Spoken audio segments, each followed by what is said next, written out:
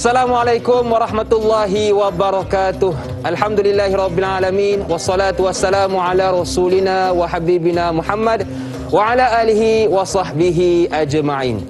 Asyik-asyik TikTok aja sampai diri jadi alpa. Sibuk kerja, sibuk juga. Tuntutan ilmu jangan dilupa. Selamat datang ke Bual Bicara terbaik di pagi anda. Pastinya ditanyalah Ustaz biar tahu, jangan keliru. Dan pada pagi ini 8 Mac 2022, kami bawakan khas kepada anda satu topik perbincangan yang pastinya akan kita bicarakan secara lumat dan padat, iaitu berkaitan kehormatan seorang Muslim. Justru kita undang seorang bintang ilmuwan yang kalau kita lihat suaranya lunak, pendiriannya tegak, wajahnya segak, tak lain tak bukan guru kita, Ustaz Ahmad Fuad Muhammad Mukhtar. Apa khabar Ustaz? Khabar baik, alhamdulillah. Dan Hakim sihat? Alhamdulillah makin sihat Ustaz. Makin alhamdulillah. Tahniah juga ke adanya Hakim ya di atas kelahiran anak yang kedua, insya-Allah. Insya-Allah, doakan Ustaz alhamdulillah menjadi soleh seperti Ustaz kita. Amin ya rabbal alamin. Saya baru ni tengok IG Ustaz. Saya tengok subhanallah.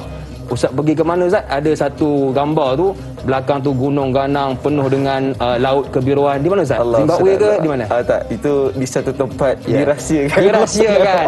Okey. Terima kasih kepada guru kita yang sudi bersama dengan kita semua pada pagi ini. Dan kepada anda keluarga besar Tanyalah Ustaz yang ada sebarang persoalan, seperti biasa boleh ajukan ke Facebook kami Tanyalah Ustaz TV3, atau boleh juga buat panggilan ke 1800 881677. Baiklah, pada pagi ini kita nak buka dahulu diskusi kita untuk kita dengarkan pencerahan ataupun syarahan berkaitan hadis yang akan kita bicarakan pada pagi ini. Silakan Ustaz. Baik, bismillahirrahmanirrahim. Asyhadu an la ilaha illallah wa asyhadu anna Muhammadar Rasulullah wa la haula wa la quwwata illa billahil aliyil azim. Rabbi yassir wa la tu'assir, Rabbi tamim bil khair. Al-muhtaram al-alim ulama fi biladina Malaysia, yang saya hormati para alim ulama yang berada di tanah air kita, iaitu di Malaysia, sahabat, teman, rakan seperjuangan saya Dai Hakim, dan kepada semua para penonton yang dimuliakan oleh Allah Subhanahu Wa Taala, ayah-ayah, ibu-ibu, akak-akak, abang-abang semuanya, dan adik-adik yang kita tahu sekarang ini masih lagi dalam proses cuti sekolah kan. Jadi Allahumma salli ala Muhammad, adik-adik yang bangun subuh, Allahumma salli ala Muhammad. Ustaz doakan mudah-mudahan terbaik, kalian adalah merupakan di antara pejuang-pejuang subuh insya-Allah. Amin. Dan mudah-mudahan adik-adik sekalian menjadi di antara para ulama dan umara yang akan memberikan manfaat kepada insan. Amin ya rabbal alamin insya-Allah. Dan alhamdulillah para penonton yang dimuliakan oleh Allah Subhanahu Wa Taala, kita sambung untuk membincangkan berkenaan tentang al-hadis tsaminu, iaitu hadis yang ke-8. Yang mana dalam hadis yang ke-8 ini Allahumma salli ala Muhammad, daripada kitab hadis 40 Arba'in Nawawi, itu nak membahaskan kepada kita berkenaan tentang satu hadis yang disahihkan oleh Imam Bukhari dan juga Imam Muslim, yang dinyatakan kepada kita an Ibnu Umar radhiyallahu anhuma anna Rasulullah sallallahu alaihi wasallam qala umirtu an uqatila an-nas hatta yashhadu an la ilaha illallah wa anna Muhammadar Rasulullah wa yuqimus salah wa yu'tuz zakah fa idza fa'alu dhalika asamu minni dima'ahum wa amwalahum illa bihaqqil Islam wa hisabuhum 'ala Allah Ta'ala. Rawahul Bukhari wal Muslim. Baik, hadis ini dipanggil sebagai hadis muttafaqun alaih. Kenapa para penonton dimuliakan oleh Allah Ta'ala? Kerana hadis ini telah pun ditashihkan oleh dua muhaddis yang sangat hebat dan dahsyat, iaitu Al-Bukhari rahimahullah dan juga Al-Imam Muslim rahimahullah. Dan cumanya, apa maksud hadis ni tadi Ustaz? Secara literalnya disebutkan kepada kita daripada Ibnu Umar radhiyallahu anhuma, bahawasanya Nabi itu bersabda, aku diperintahkan supaya memerangi manusia hingga mereka mengucapkan dua kalimah syahadah, bahawa tiada Tuhan melainkan Allah, dan anna Muhammad Rasulullah, bahawasanya Muhammad itu Rasulullah, dan mereka mendirikan sembahyang dan mengeluarkan zakat. Maka apabila mereka berbuat yang demikian itu, terpeliharalah mereka daripada aku, darah mereka dan harta mereka, kecuali dengan hak Islam dan hisab mereka atas Allah Ta'ala. Diriwayatkan oleh Bukhari dan Muslim. Baik, perkara pertama yang kita kena faham berkenaan tentang sanad hadis ini, kita jangan tersilap faham. Bila kita kata an Ibnu Umar, yang disebutkan di sini adalah merupakan anak kepada Sayyidina Umar Al-Khattab, iaitu Abdullah bin Umar. Abdullah bin Umar ni yang meriwayatkan hadis ini hakikatnya adalah di antara ulama hadis yang terbaik pada zaman Nabi setelah Abu Hurairah radhiyallahu anhu. Abu Hurairah ni kita akan sebut level dia sangat dahsyat. Tapi sebenarnya hadis-hadis tentang prinsip-prinsip Islam banyak juga diriwayatkan oleh Abdullah bin Umar. Dan masya-Allah tabarakallah, Abdullah bin Umar ini teman-teman yang dimuliakan oleh Allah Subhanahu wa taala, dia pernah ditawarkan menjadi presiden pada saat kematian Sayyidina Uthman ibn Affan. Kematian Sayyidina Uthman ibn Affan telah pun menjadi satu kematian yang dahsyat, ya, kerana Uthman dibunuh ketika mana berlakunya demonstrasi. Demonstrasi menyebabkan Uthman terbunuh di saat Uthman sedang memegang Al-Quran. Sehingga daripada kematian Uthman telah menjadikan banyak perang-perang yang lain, termasuklah perang Jamal, termasuklah perang Siffin di antara kelompok penyokong Sayyidina Ali dan juga penyokong Sayyidina Muawiyah. Begitu juga termasuklah di antara pendukung kepada Sayyidatina Aisyah radhiyallahu anha dan juga pertembungan bersama dengan Sayyidina penyokong kepada Sayyidina Ali karamallahu wajhah. Jadi kita dapat melihat, ya, di sini ada banyak indikasi penting untuk kita perbahaskan dan jernih mengikut kefahaman para ulama. Dan apabila kita sebut an Ibnu Umar radhiyallahu anhuma, dia adalah di antara gelaran yang disebutkan kepada Abdullah bin Umar ini adalah sang peniru Rasulullah. Sebab kalaupun Allahumma salli ala Muhammad dikhabarkan, katalah Nabi kalau pergi semayang, Allahumma salli ala Muhammad, Nabi ada waktu ketikanya Nabi menaiki unta dan sebagainya. Jadi apa yang Umar ni buat, Abdullah bin Umar ni, kalau apa yang Nabi buat, dia akan buat sehabis-habisnya. Dia akan tiru sehabis-habisnya. Sebab itu di antara amalan Ibnu Umar ni, dia tidak akan bercakap tentang hadis kecuali dia menghafal seluruh matanya. Allahumma salli ala Muhammad. Dan sebab itulah dia juga digelarkan di antara pewaris kepada Nabi sallallahu alaihi wasallam. Cumanya kematian kepada periwayat kepada hadis ini sedikit menyedihkan, kerana kematian Abdullah bin Umar adalah kerana dibunuh oleh Hujjaj. Allahumma salli ala Muhammad. Dan sebenarnya kita dapat tengok Allahumma salli ala Muhammad, ya, daripada 4 presiden awal ataupun Amirul Mukminin Allahumma salli ala Muhammad yang terselamat daripada perang ataupun dibunuh itu hanyalah Sayyidina Abu Bakar As-Siddiq. Itu pun berlakunya khilaf. Allahumma salli ala Muhammad.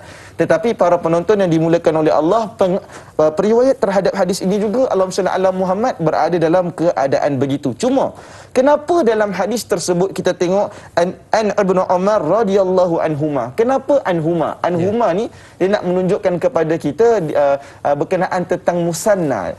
Kalau kita belajar bahasa Arab, dia ada mufrad, musanna, jamak. Iaitu mufrad itu daripada perkataan satu, musanna bawa kepada dua, manakala jamak itu kalau macam ini, kalaulah jamak semuanya lelaki, kita akan panggil jamak muzakkar salim. Tapi kenapa anhuma? Kenapa jadi anhuma? Adalah kerana ayahnya adalah merupakan sahabat Nabi, manakala anak juga merupakan sahabat Nabi. Oleh kerana ayah dan juga anak merupakan sahabat Nabi, sebab itu dalam hadis ini disebutkan an Ibnu Umar radhiyallahu anhuma. Jadi huma itu merujukkan kepada kita pada huwa huma hum, menunjukkan kepada dua orang yang Allah Taala berkati. Radhiyallahu anhuma itu bermaksud dua orang yang Allah berkati, iaitu Allah berkati Sayyidina Umar Al-Khattab dan Allah juga memberkati anaknya Abdullah bin Umar. Lanjut. Lantas para penonton yang dimuliakan oleh Allah Subhanahu wa taala, anna Rasulullah sallallahu alaihi wa alihi wa sahbihi wa baraka wasallam qala umirtu an uqatilan nas. Umirtu ni dalam hadis ni nak bagi tahu kepada kita ni fi'il amar ni. Ini ayat perintah. Jadi umirtu an uqatilan nas hatta yashhadu an la ilaha illallah wa anna Muhammadar Rasulullah. Jadi aku ini diperintahkan untuk perangi manusia sampailah manusia itu mengucap dua kalimah syahadah. Ini jangan tersilap, saudara. Betul. Dalam Islam, Allahumma salli ala Muhammad, teman-teman dimuliakan oleh Allah, kita bukanlah mengharuskan peperangan. Kita tak suka war. Allahumma salli ala Muhammad. Kita tak suka peperangan. Sebab kita telah pun melihat bagaimana negara-negara umat Islam telah pun dibuli dengan sangat dahsyat. Setuju. Seperti mana Iraq, Afghanistan, Libya, Palestina. Jadi kita dah terbiasa, Islam ni dah ditekan dan kita tak suka. Kita faham keperetan itu dan kita tak nak mana-mana negara walaupun negara tersebut negara bukan Islam ditekan. Allahumma salli ala Muhammad.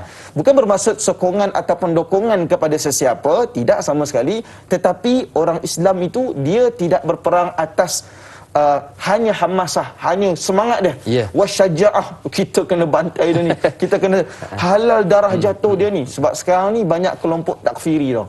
Dia tak sokong ulama ni, dia kata ini ulama kafir, ini kafir, itu kafir, enta kafir, wa ana mukmin, dia kata. Allah.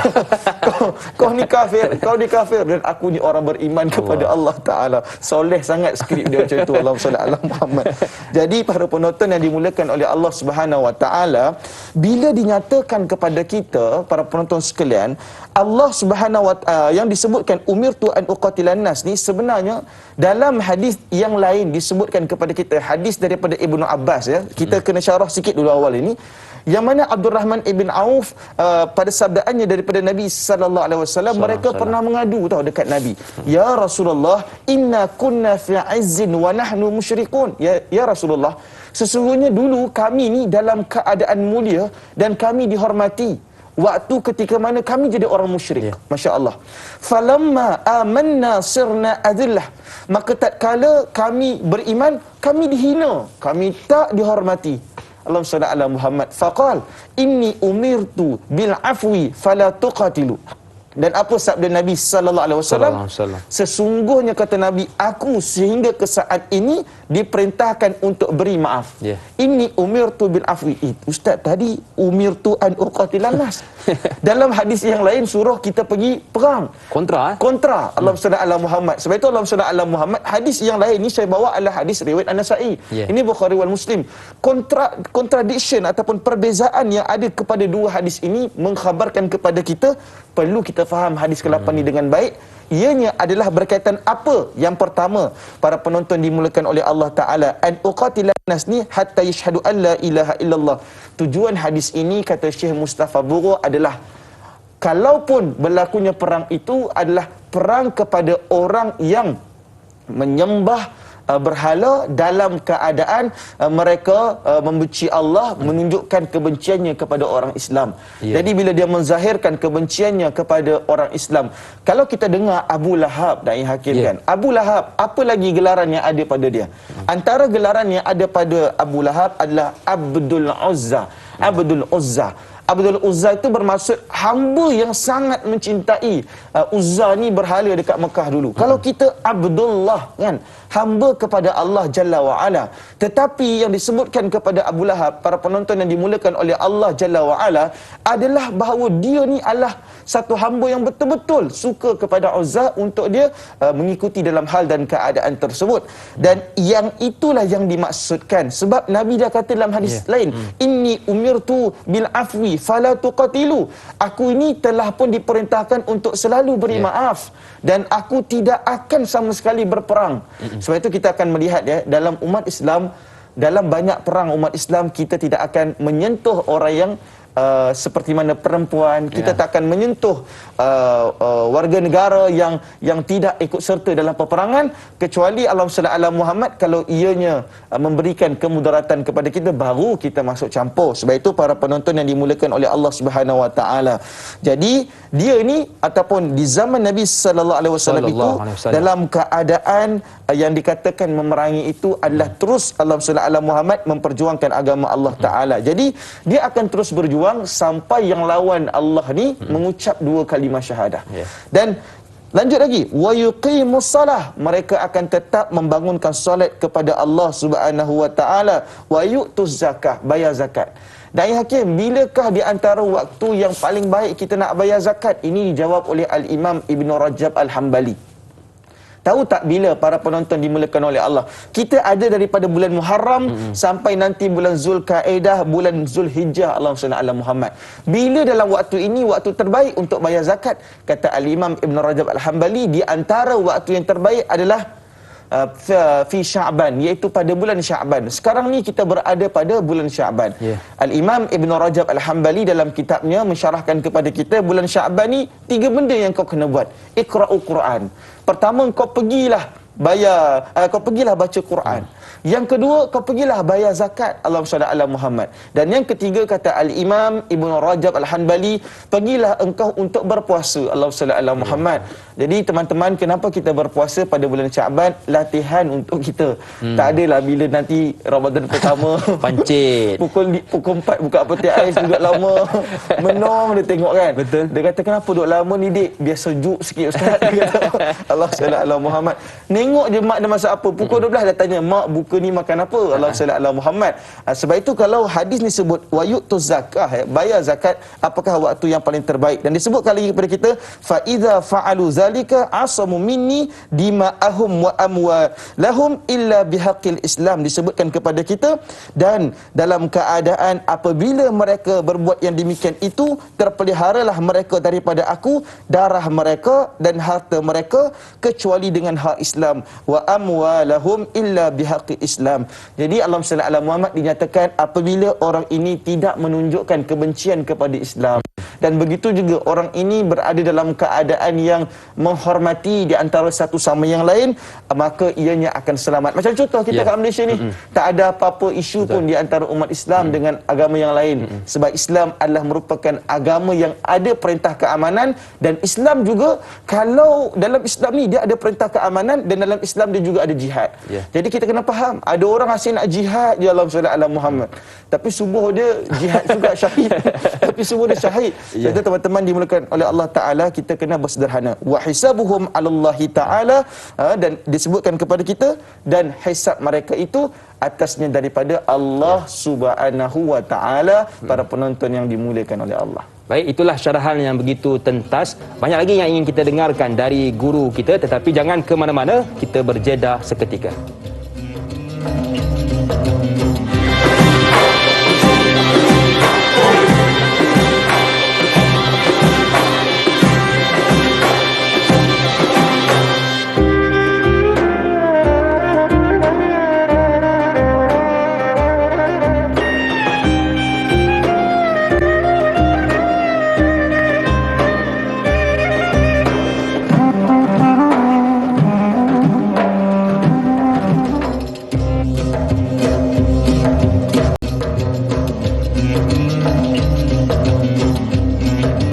Terima kasih kepada anda yang masih lagi sudi bersama dengan kami dalam Tanyalah Ustaz, biar tahu jangan keliru. Masih lagi membicarakan tentang kehormatan seorang Muslim bersama dengan bintang ilmuwan kita, iaitu Ustaz Ahmad Fuad Muhammad Mukhtar. Baiklah, jadi kita nak meraihkan soalan di pagi ini. Kepada anda yang ada sebarang persoalan, boleh terus ke ruangan Facebook kami Tanyalah Ustaz TV3.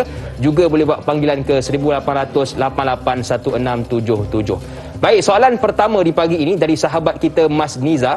Assalamualaikum Ustaz, Da'i serta penonton yang dihormati. Waalaikumsalam.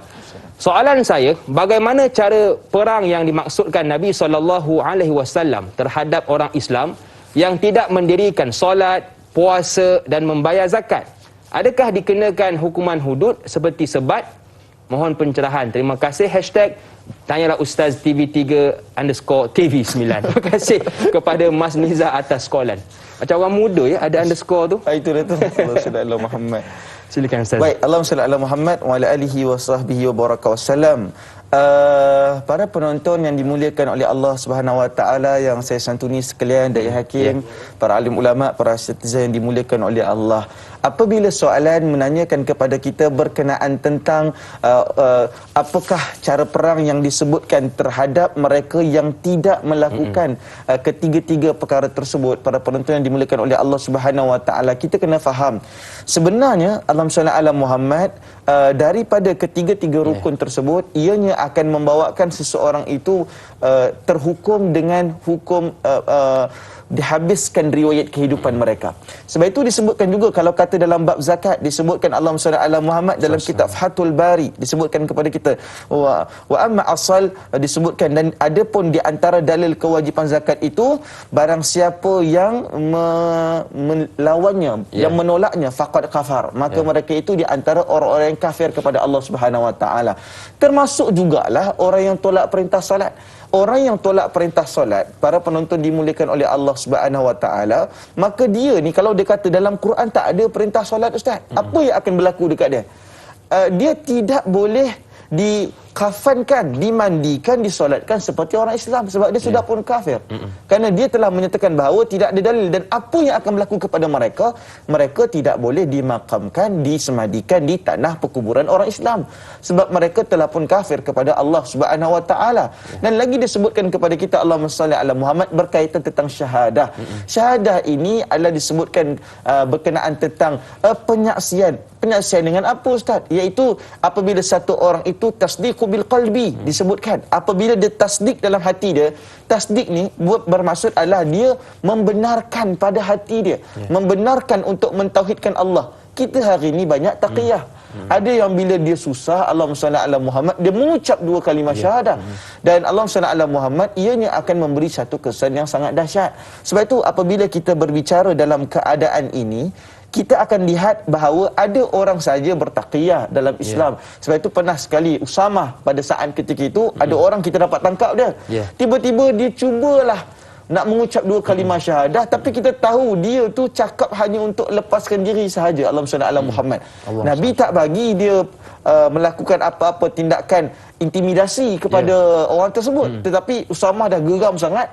Berlakunya tekanan dalam keadaan yang sangat dahsyat. Akhirnya apa yang berlaku, para penonton yang dimuliakan oleh Allah, sejak daripada itulah sahabat Nabi belajar supaya tetap bertenang dahulu walaupun ada orang dalam keadaan taqiyah. Taqiyah ni bermaksud dia taklah muka, 2 muka dia. Jadi perang ni nak disebutkan sebenarnya, pertama sekali perang adalah yang bersifat hukmi, iaitu hukum. Kamu kafir dalam keadaan Allahumma salli ala Muhammad tidak mengucap 2 kalimah syahadah, Allahumma salli ala Muhammad dalam keadaan yang mereka tidak melakukan solat, dan begitu juga dalam keadaan mereka yang tidak bayar zakat. Dan Allahumma salli ala Muhammad wa ala alihi wasallam. Tapi dalam konteks kita, masyarakat yang berada dalam keadaan yang ramai macam ini, kita ada variasi agama dan juga penduduk yang masya-Allah tabarakallah sangat bermasyarakat majmuk. Hari ini apa yang kita bahaskan adalah berkaitan tentang prinsip-prinsip Islam dan tuntas-tuntas Islam. Islam adalah merupakan agama yang aman. Cuma ada pada satu saat dan ketikanya Islam itu ada perintah untuk bagaimana menjaga umat dan masyarakat dia. Islam ni dia jaga kepentingan dia.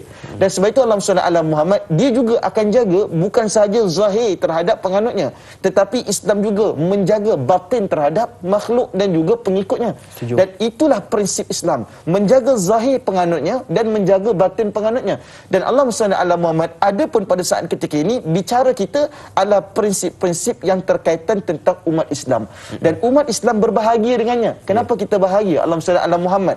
Apabila Allah Ta'ala mengharamkan arak kepada orang Islam, maka terselamatlah isteri-isteri orang Islam daripada dipukul saat mabuk. Allahumma salli ala Muhammad. Apabila orang Islam diharamkan judi untuk dia, maka terselamatlah keluarga orang-orang Islam daripada suaminya menjadi pecinta kepada judi, bergaduh sampailah bertolak gadai segala-galanya. Dan apabila Islam mengharamkan zina, maka selamatlah nasab keturunan umat Islam. Sebab itu orang Islam ni tenang dalam keadaan ini, dan tidak ada apa-apa bau ketakutan dalam hati dan jiwa umat Islam selagi mana umat Islam itu tidak melakukan kesalahan.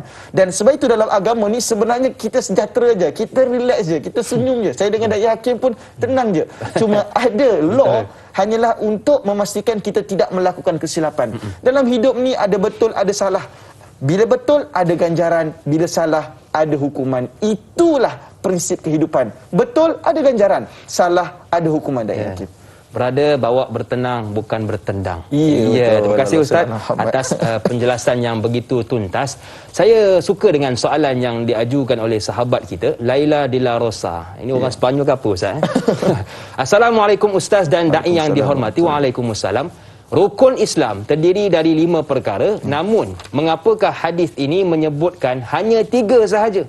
Apakah yang dimaksudkan dengan perang terhadap mereka yang tidak sempurnakan segenap jenis urusan yang diperintahkan oleh Allah Subhanahu Wa Taala? Mohon penjelasan. Terima kasih. #biar tahu jangan keliru. Ada 3 bunga Ustaz. Satu untuk Ustaz, satu untuk saya, satu untuk kru lah. Kru kita lah. Abang cameraman, abang lighting kita. Betul. Produksi kita, silakan Ustaz. Baik, Allahumma salli ala Muhammad. Apabila dinyatakan kepada kita kenapa daripada 5 perkara tersebut, namun hadis ini menyebutkan 3 sahaja. para penonton yang dimuliakan oleh Allah Subhanahu Wa Taala, yang dua tak sebut tu, pertama adalah rukun haji, ya. Rukun haji. Kenapa rukun haji tak sebut? Sebab rukun haji tak disebut adalah tidak ada hukuman bagi orang yang tidak mampu melakukannya. Dan haji ni melibatkan al-mal, melibatkan harta benda, tak ada hukuman. Yang kedua perkara yang tidak disebutkan dalam hal dan keadaan itu adalah berkenaan tentang saim, tentang siam, iaitu berpuasa. Berpuasa ni dia tidak dinyatakan di sini berkaitan tentang hukum-hukum yang ada dalam kesalahan Islam. Jadi maksudnya apa, Ustaz? Orang yang tak puasa ni dia hanya kena takzir saja. Takzir ni apa maksud dia? Sama ada mungkin dia boleh dipenjarakan ataupun dia boleh didenda dengan yuran-yuran yang tertentu. Sebab itu saya nak beritahu kepada abang-abang yang dah planning untuk plastik hitam. Dah rancang awal Orang sebut apa yap ye. Perkataan yap ye ni nak sampai Ramadan ni memang popular, yang faham-faham lah kan. Allahumma salli ala Muhammad. Jadi saya nak bagi tahu apa yang dibuat dalam undang-undang Islam itu adalah kebanyakannya bersifat takzir. Takzir ni apa dia? Hukuman terhadap mereka. Kena masuk kat dalam apa van jenazah pun dah kira hukuman. Allahumma salli ala Muhammad. Seram juga ya. Bau kapur baru dalam keadaan tersebut. Allahumma salli ala Muhammad. Dan kedua-dua hukum ini ataupun kedua-dua rukun Islam tersebut yang kita sebutkan, ianya tidaklah mendorong kepada apa-apa kebenaran dalam Islam untuk berlakunya pertumpahan darah ataupun dia boleh dikira sebagai kafir yang boleh terkeluar daripada Islam. Jadi para penonton yang dimuliakan oleh Allah, oleh kerana itulah yang disebutkan umirtu an uqatilan nas, bahawa diperintahkan untuk dia berjuang ini tiga dasar dan pucuk yang paling penting dalam Islam. Dan dia ketiga-tiga kesilapan ini boleh membawa kepada kekafiran dan terkeluar daripada Islam. Disebutkan dalam banyak kitab-kitab para ulama, mereka yang tak bayar zakat juga termasuk orang yang kafir. Jadi saya nak bagi tahu, kafir ni apa maksudnya sebenar, Ustaz? Nanti kan ada orang mungkin silap faham berkaitan tentang kafir. Dalam Al-Quran, daripada 114 surah, para penonton dimuliakan oleh Allah, ada satu surah namanya Al-Kafirun. Dan Al-Kafirun ini banyak nama-nama yang lain disebutkan lagi kepadanya. Termasuklah Al-Muqashqashah, yang mana disebutkan Al-Kafirun juga adalah surah pengubat dan surah hajat. Sebab itu di dalam alam Nusantara ini, ulama mengharuskan kita kalau kita nak solat hajat baca surah Al-Kafirun. Sebab ada kekuatan dekat situ. Al-Kafirun tu merujukkan kepada orang-orang yang kafir. Itu kan jamak mudzakkar salim kan. Menunjukkan itu kafir. Kafir ni apa maksud dia, Ustaz? Kafir ni ada 3 huruf kafara yang membawa maksud pada ketika ni itu adalah tutup. Tutupnya tutup macam mana, Ustaz? Kafir ini para penonton dimuliakan oleh Allah, maksud dia apa dia? Khatamallahu ala qulubihim. Yang mana Allah Ta'ala itu telah pun menutup hati dia. Wa ala sam'ihim, Allah pun dah tutup telinga dia. Wa ala absarihim, Allah pun dah tutup mata dia. Para penonton dimuliakan oleh Allah Subhanahu Wa Taala. Dan ulama juga menyatakan telah pun ditutup lisan dia daripada bercakap tentang kebenaran. Jadi yang dimaksudkan dengan kafir itu, Allahumma shalli ala Muhammad, adalah dalam keadaan yang tertutup hati dan keadaan mereka, jiwa mereka. Ini juga berlaku kepada umat Islam. Sebab itu umat Islam, kalaulah kata dia tak solat, maka dia dikategorikan sebagai kafir. Tapi Allahumma salli ala Muhammad, kalau saya tak berani nak sebut orang kafir. Saya memang tak berani. Betul. Sama ada kafir yang majazi. Ada orang tanya, Ustaz, ada contohlah kesilapan beberapa tokoh-tokoh yang hidup sebelum daripada kita di tanah air ini. Ustaz, dia ni kafir ke tak kafir? Takut kita. Betul. Bukan kita yang menentukan itu kafir ataupun tidak. Mahkamah yang menentukan. Ya, Allahumma salli ala Muhammad. Jadi kita sebagai Allahumma salli ala Muhammad sekadar muallim ataupun orang yang berkongsi tentang ilmu agama ni, kita tak ada kuasa tau. Ini kafir, ini darah dia halal. Ini berlaku di banyak negara umat Islam. Apabila mereka bercakap tanpa had, bercakap dia dah mula dengan nafsu dia, akhirnya tertolak. Sebab itu periwayat ini Abdullah bin Umar, dia pernah tolak untuk menjadi hakim tau. Dia pernah ditawarkan untuk menjadi hakim dan dia tolak. Dia kata dia tolak dan dia harap umat Islam tak ikut dia tolak. Dia bukanlah dia tolak tu sebab apa? Dia takut menjadi hakim. Sallallahu alaihi Muhammad, supaya apa-apa pandangan yang dia keluar itu tidak dihukum oleh Allah Subhanahu Wa Taala. Jadi oleh kerana itu, itulah kekuatan yang paling penting untuk kita semua para penonton sekalian. Tapi saya seorang je hakim, Ustaz. Ya. Inilah satu-satunya dai hakim, masya-Allah, tabarakallah. Baik, terima kasih kepada Ustaz atas penjelasan. Kita nak berehat sekali lagi. Jangan ke mana-mana, kita nak beristighfar seketika.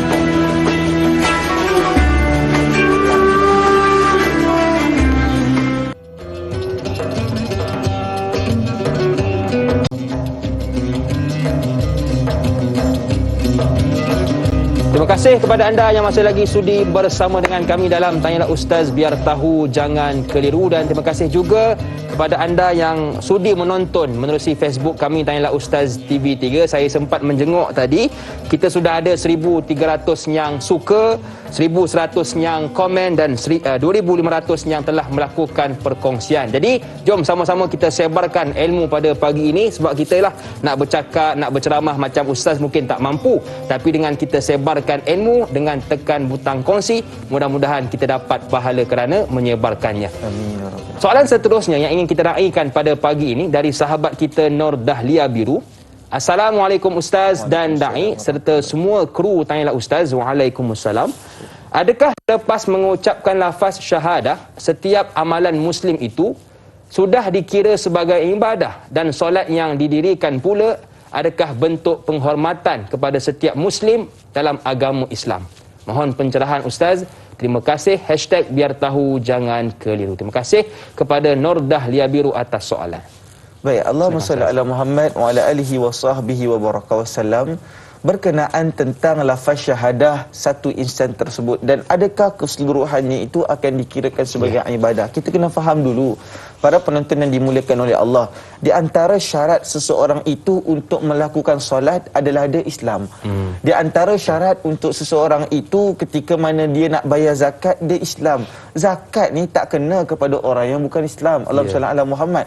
Kenapa zakat kena kepada orang Islam? Kerana untuk memastikan sistem infak, sistem wakaf dan juga para asnaf mendapat kekuatan dalam kelebihan tersebut. Dan oleh kerana itu para penonton yang dimuliakan oleh Allah Subhanahu Wa Taala, dan disebutkan lagi kepada kita berkenaan tentang bagaimana seseorang itu melepasi dengan syarat mengucap 2 kalimah syahadah, barulah setiap amalannya dia iktiraf dalam agama ini.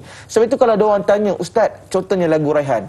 Dulu lagu Raihan ni dia dalam keadaan dia punya CD tu memang semua orang beli. Orang Cina beli, orang India pun beli. Jadi mereka pun nyanyi lagu Asyhadu an la ilaha illallah wa asyhadu anna Muhammadar Rasulullah. Dia bawa pergi Afrika, orang Afrika pun nyanyi. Walaupun sambil dia main Allahumma shalli ala Muhammad, gendang dia Allahumma shalli ala Muhammad, samba kan kita panggil Allahumma shalli ala Muhammad. Tapi mereka tetap, dan orang tanya adakah mereka masuk Islam? Mereka dah nyanyi lagu mengucap ni Ustaz? Dah, mereka tak masuk Islam. Kerana mereka tidak dalam keadaan tasdiq bil qalbi. Mereka tidak membenarkan dalam hati mereka, dan mereka tidak berikrar pada tauhid mereka kepada Allah. Macam tu jugalah. Kalaupun mereka pergi saja-saja nak tolong sembahyang sebelum dia masuk Islam, Allahumma salli ala Muhammad, dan dia saja-saja nak bayar zakat, adakah ianya dikira amal di sisi agama Allah Ta'ala? Pada Allah tidaklah, tapi kepada manusia ianya diizinkan. Macam tu juga ada orang kata, Ustaz, Allahumma salli ala Muhammad, apa hukumnya menerima zakat daripada orang yang bukan Islam? Pertama, istilah zakat daripada bukan Islam itu tak ada. Yang ada hadiah. Ya Allah sallallahu alaihi Muhammad. Ada orang tanya, Ustaz, betul ke ada orang yang bukan Islam bila perniagaan dia jatuh, perniagaan dia jadi miskin, dia pergi bagi zakat dekat lembaga zakat, Ustaz? Betul ke perkara tersebut pernah berlaku? Ada kes-kes terpencil, tetapi wang tersebut akan diuruskan dengan hukum-hukum tertentu. Sebab orang lembaga zakat ni mereka je tahu apa fatwa-fatwa terkini. Memang Allah sallallahu alaihi Muhammad, macam contoh saya attach dengan lembaga zakat Selangor. Ada banyak perkara walaupun kita dekat luar ni Allah sallallahu alaihi Muhammad, kita banyak yang tak tahu. Bila dikursuskan untuk kami pula mengkursus orang lain, banyak hukum-hukum yang lembaga zakat negeri-negeri masing-masing ada prinsip dan alasan masing-masing. Cuma teman-teman yang dimuliakan oleh Allah Subhanahu Wa Taala, itulah hal dan keadaannya yang akan membantu kita untuk jauh daripada kekhilafan dan persekitaran. Yang paling penting dalam Islam yang disebutkan dalam keadaan ibadah itu, apabila orang telah pun mengucapkan 2 kalimah syahadah, di sana adalah merupakan kekuatan. Lunak suara Ustaz. Saya bukan tak nak menyanyi Ustaz. Ustaz kalau menyanyi orang dengar rasa tenang. Saya kalau menyanyi orang dengar rasa nak tendang Ustaz. Allah, tapi berpantun tu dahsyatlah ya. Dahsyat teman-teman Banyak dia berpantun tu beli kat mana tu? Itu kita beli dekat mata-mata Ustaz. Baik, terima kasih kepada guru kita yang sudi berkongsi ilmu. Soalan seterusnya dari sahabat kita Jura Azlin Sufyan. Assalamualaikum Ustaz Da'i dan kru Tanyalah Ustaz. Waalaikumsalam. Soalan saya yang pertama, apakah hukuman yang sepatutnya diberikan oleh pemerintah kepada mereka yang meninggalkan syahadah, solat dan zakat? Mohon penjelasan. Terima kasih. biar tahu jangan keliru. Okey Ustaz, silakan. Baik, Allahumma salli ala Muhammad wa ala alihi wa sahbihi wa salam. Para penonton yang dirahmati oleh Allah Ta'ala, mudah-mudahan sentiasa berada dalam keadaan yang bahagia, seronok tau. Amin. Saya waktu kecil-kecil dulu, mak dengan ayah selalu ajak tengok Tanyalah Ustaz. Daripada kecil lagi Allahumma salli ala Muhammad. Tanyalah Ustaz ni satu program yang dah berusia sebenarnya. Betul. Tetapi penerimaan di sisi masyarakat sangat dahsyat lah. Lepas itu yang paling seronok, hujung-hujung tu nanti bila kita doa kan, kat rumah pun nanti semua kami keluarga-keluarga angkat tangan Allah sallallahu alaihi wasallam. Itu daripada sekolah rendah lagi lah Allah sallallahu alaihi Muhammad. Dan Maha suci Allah Ta'ala kan, kita tengok, kita rasa seronok dengan program yang berkualiti macam ini. Allah Ta'ala pula bagi izin kita dekat sini. Allah Ta'ala mempermudahkan segala-galanya. Para penonton yang dimulakan oleh Allah Ta'ala. Jadi tengok, ajak keluarga. Kalau ada bibik, ajak bibik sekali. Bibik, bibik berhenti basuh pinggan bibik. Tengok dulu. Tengok dulu Allah Sallallahu Muhammad. Kalau ada Allah Sallallahu Muhammad, anak-anak ajak semua. Tengok, mudah-mudahan Allah Ta'ala berikan kekuatan kepada kita. Para penonton dimulakan oleh Allah Ta'ala. Baik, nak balik kepada soalan tadi, para penonton sekalian, disebutkan kepada kita berkenaan tentang apa hukuman yang sebenarnya terbaik untuk pemerintah laksanakan. Kita kena faham dulu ya. Ada hadis daripada hadis riwayat Muslim. Kalau hadis riwayat Muslim ni, saya suka baca syarah Muslim ya. Kerana syarah Muslim ni kita kena faham, memang Nabi meninggalkan dalil dan Nabi juga meninggalkan kefahaman. Cuma dalil ada teks pada penulisan, tetapi kefahaman diwarisi oleh para ulama. Sebab itu untuk memahami setiap hadis dan sabdaan Nabi memerlukan ulama yang takhrij. Sebab kefahaman ada pada ulama. Manakala Nabi telah turunkan kepada kita yang kita hanya dapat teks dulu. Pewarisan itu ada pada kefahaman para ulama setelah mereka ambil daripada guru mereka. Cuma apa hukumnya? Sebenarnya disebutkan inna bainar rajuli wa bainas syirqi wal kufri tarqas salah. Ini hadis riwayat Muslim, hadis nombor 82. Disebutkan kepada kita, sesungguhnya antara seorang individu dengan kesyirikan dan kekufuran adalah dengan meninggalkan solat. Para penonton dimulakan oleh Allah. Jadi bila dia tinggal solat, pada hakikatnya dia faqad kafar. Mereka kafir kepada Allah Subhanahu Wa Taala. Macam contoh, saya minta maaf pada hari ini, banyaknya orang yang dah mula berani tinggal solat Jumaat. Solat Jumaat Allah SWT Muhammad adalah merupakan wajib ke atas kita, fardu ain kepada kita masing-masing untuk melaksanakannya. Sudah-sudahlah bang, kita ambil rukhsah, kata tak payah pergi semayang Jumaat. Sekarang ni Jabatan Agama dah buka seluas-luasnya. Datang je lah Allah SWT Muhammad, datang pergilah melaksanakan solat kepada Allah Subhanahu Wa Taala. Dan mungkin Allah SWT Muhammad ada banyak tempat. Kalau kita ni ada Selangor, sebelah Selangor Kuala Lumpur. Walaupun kadang-kadang mungkin ada dasar ataupun prinsip yang berbeza pada barisan pemerintahan masing-masing, tetapi kalau kita rasa, ustaz saya nak sembahyang di Kuala Lumpur, boleh. Saya nak sembahyang di Selangor, boleh. So kita sebenarnya ada pilihan. Apatah lagi kalau negeri seperti Pahang, seperti mana Terengganu, seperti mana Kelantan, seperti mana Perlis, seperti mana Johor, Allahumma Muhammad, dan Negeri Sembilan, bahkan Melaka. Sebab itu kita melihat, dan juga Sabah Sarawak. Sebab itu kita melihat para penonton yang dimulakan oleh Allah Ta'ala sudahlah ambil rukhsah. COVID menyebabkan kita perlu menangguh solat. Dan sebab itu sebenarnya ada hukuman daripada mahkamah kita berkenaan tentang tangkapan kepada mereka. Yang ada di Malaysia hari ini adalah denda-denda yang bersifat takzir ya. Yang bersifat takzir. Kenapa kita menggunakan hukum takzir, ustaz? Kenapa tidak kita menggunakan seperti mana seluruh klausa yang kita lakukan? Perkara pertama adalah kerana hari ini undang-undang kita dipegang oleh mahkamah, dan mahkamah syariah adalah merupakan di antara ranting-ranting yang ada daripada mahkamah yang ada di Malaysia ini, seperti mana Mahkamah Tinggi, Mahkamah Persekutuan, Allahumma Muhammad, dan mahkamah syariah ini pula dikuatkan dan digerakkan oleh Jabatan Agama Islam Kerajaan Negeri. Oleh kerana itu Allahumma Muhammad, akta-akta dan juga enakmen-enakmen yang ada pada jabatan-jabatan agama negeri lah yang akan menghukum sesuatu. Sebab itu kadang-kadang denda dia berbeza. Denda dia berbeza kerana ianya adalah satu takzir, denda sahaja. Kalau orang tanya saya, ustaz, apakah hukuman yang terbaik untuk kita panggil dia? Saya nak jawab dengan hukum kepada orang yang tak solat ni.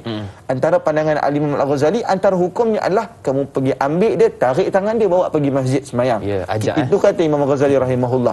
Dia tak nak bayar zakat, kamu ambil dia, cerita kat dia zakat tu penting, bawa dia pergi dekat pusat penghutang zakat. Bang, duduk bang. Ambil dia, bukan duit dia ya. Ambil dia. Kalau ambil duit dia seram pula kan. Muhammad. Dan kalau kata ustaz dia tak nak mengucap syahadah, itu para penonton yang dimuliakan oleh Allah Ta'ala, teruskan buat dakwah, kerana di antara sunnah Nabi yang paling besar sekali adalah dakwah. Dan kalau kita cerita bab dakwah ni seronok. Penat tak? Ada kata ustaz, dakwah ni penat tak? Kita manusia kan ada penat kan? Betul, Ustaz. Tapi penat dia adalah merupakan penat yang sangat manis dah, sangat dahsyat, masya-Allah tabarakallah. Betul. Jadi tugasan kita ialah teruskan bertazkirah, berceramah paling kurang kepada keluarga kita yang mungkin tak nak solat, tak nak bayar zakat. Makcik ni kalau nak berceramah, makcik tak mampu. Tapi kalau membawang, insya-Allah boleh. Baiklah, kita nak bertasbih seketika, kembali selepas ini.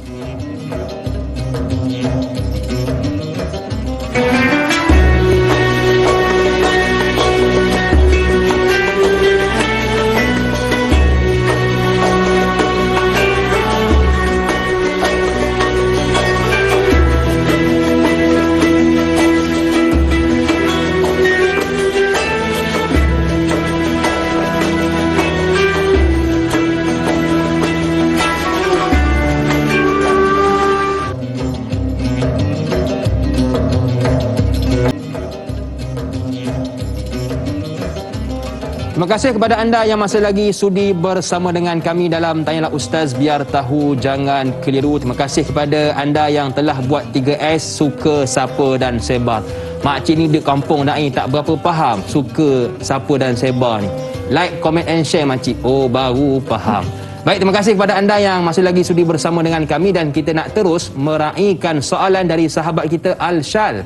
Assalamualaikum Ustaz dan Da'i. Waalaikumsalam. Bagaimana pandangan ulama mengenai seseorang yang tidak pernah solat tetapi setiap kali datangnya Ramadan puasanya penuh sebulan?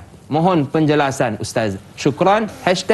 #biar tahu jangan keliru. Terima kasih kepada Al-Shal atas soalan. Baik, Allahumma salli ala Muhammad wa ala alihi wa sahbihi wa wasallam. Dia semayang tidak, tapi dia kalau berpuasa sebulan tu, Ramadan tu dia senyum je. Dia boleh buat Allahumma salli ala Muhammad. Sebenarnya Allahumma salli ala Muhammad wa ala alihi wa sahbihi wa wasallam, kita kena faham yang kita sebut seseorang itu dia okey, bila kita kata pula berkenaan tentang kenapa dia tak solat Ustaz. Yang Ustaz kata dia perkataan kafir tadi, macam dalam hadis tu kafir macam mana? Kita jangan asyik kata nak ambil perkataan kafir je. Maksudnya tu adalah dia menutupi telinga dia daripada datang ke solat, datang berjemaah di rumah Allah Ta'ala. Kan saya dah bahas tadi, maksud kafir itu hakikatnya adalah tutup. Dan apabila kita katakan orang Islam pun ada yang masa dia kufur nikmat. Apa maksud kufur nikmat? Kufur itu bermaksud dia tertutup matanya daripada melihat nikmat Allah. Betul. Itu maksud dia kufur nikmat. Ada orang dia nak faham kufur nikmat tu, dia ingat kufur nikmat adalah kategori orang yang dah terkeluar daripada Islam. Bukan. Sebab itu sebenarnya perkataan kafir ini tak perlu terlalu disentimenkan. Betul. Sebab perkataan kafir ni dia jelas. Sama ada orang Islam dia boleh jadi kafir atas sebab dia menutupi telinga dia daripada perintah kepada Allah Ta'ala, ataupun dia menolak segala-galanya. Terutamalah orang Islam pun, kalaulah dia beriman kepada Allah Subhanahu Wa Ta'ala, maka dia akan ikuti segala perintahnya. Kan disebutkan kepada kita, buniyal islamu ala khamsin, syahadati an la ilaha illallah wa anna muhammadar rasulullah wa iqamis salah wa itaiz zakah wal haji wa shaumi ramadan. Tapi Ustaz nak bagi tahu para penonton dimuliakan oleh Allah, soalan pertama nanti kita di hari akhirat dalam kubur Allah Ta'ala, pertamanya adalah ma rabbuka, siapa Tuhan kamu? Nah, itu sebenarnya soalan tauhid, dan soalan tauhid yang mencakupi perkara syahadah tau. Betul. Dan soalan yang kedua pula, bagaimana keadaan solat kamu? Allahumma salli ala Muhammad. Adalah soalan-soalan lain berkaitan tentang kecintaan kamu kepada Nabi sallallahu alaihi wasallam, siapa imam kamu kan. Tetapi yang kita nak fokuskan pula, ianya juga adalah soalan yang agak berstruktur dengan setiap rukun Islam yang ada pada kita. Jadi sebab itu para penonton yang dimuliakan oleh Allah Subhanahu Wa Ta'ala, apa yang akan berlaku tentang Ramadan dia?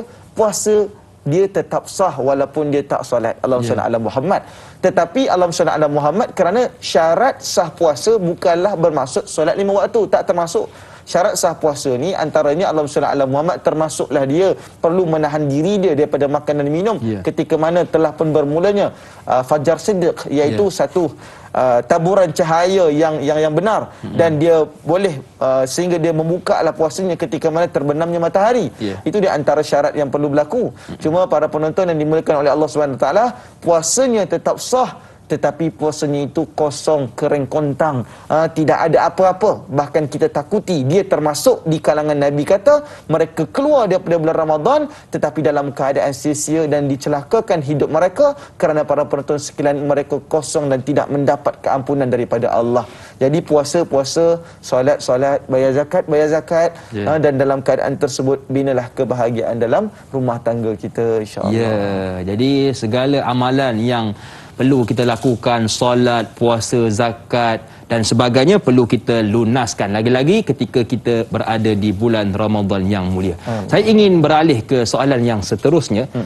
Sahziatul Siddiq, Assalamualaikum Ustaz dan Da'i. Waalaikumsalam.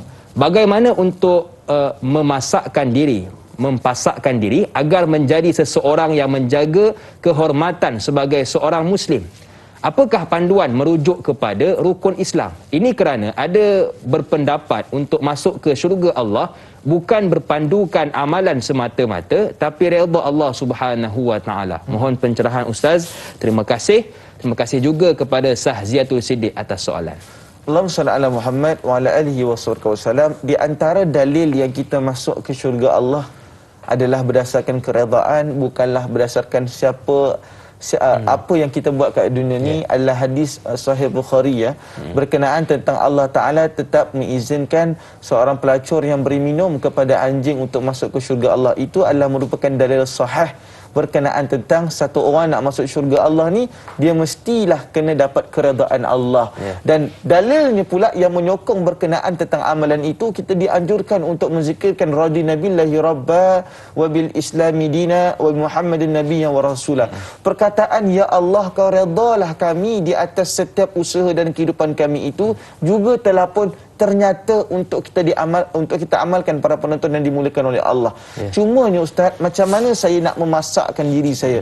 Saya nak bagi tahu di antara cara paling tepat untuk kita memasakkan diri kita, pastikan kita pegangan prinsip kita. Yang pertama para penonton sekalian adalah masya-Allah tabarakallah disebutkan wa'bud rabbaka hatta ya'tiyakal yaqin, iaitu pertamanya adalah kita kekal beribadah kepada Allah Subhanahu wa taala sampai Allah Taala itu memasakkan diri kepada kita buat macam-macam kerja agama. Betul. Sebab saya nak bagi tahu para penonton yang dimuliakan oleh Allah, apabila lagi banyak kerja agama kita buat, hati kita terpasak. Yang kedua apa dia? Yang kedua adalah kita pergilah jumpa para ulama untuk berguru dengan mereka. Sebab al-ulama warisatul anbiya, dan dalam kitab Syekh Abdul Samad Al-Falimani sebutkan kepada kita, ulama juga di antara orang yang dapat, dalam hadis yang dhaif, ulama juga di antara orang yang dapat memberikan syafaat di hari akhirat. Dan disebutkan kepada kita al-anbiya thumma al-ulama thumma syuhada, tiga kelompok yang boleh memberikan ganjaran kepada kita di hari akhirat. Yang pertama para nabi, yang kedua para Allahumma Muhammad ulama, dan yang ketiga para penonton sekalian adalah siapa dia? Iaitu para syuhada. Allahumma Muhammad.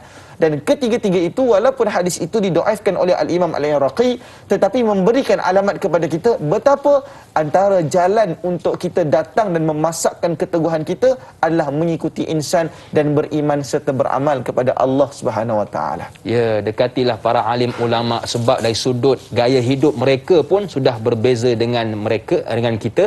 Jadi mudah-mudahan keberkatan mereka singgah dalam kehidupan kita.